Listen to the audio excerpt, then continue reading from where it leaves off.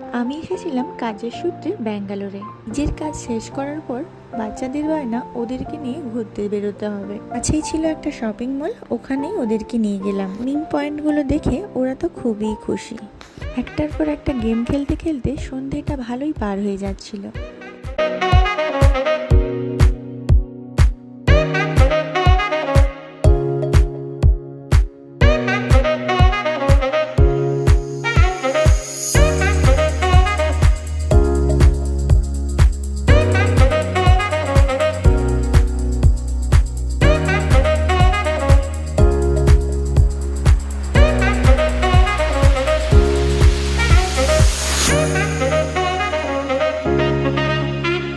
জায়গায় প্রায় ঘন্টাখানেক কাটানোর পর আমরা আবার আমাদের হোটেলের উদ্দেশ্যে রওনা দিলাম।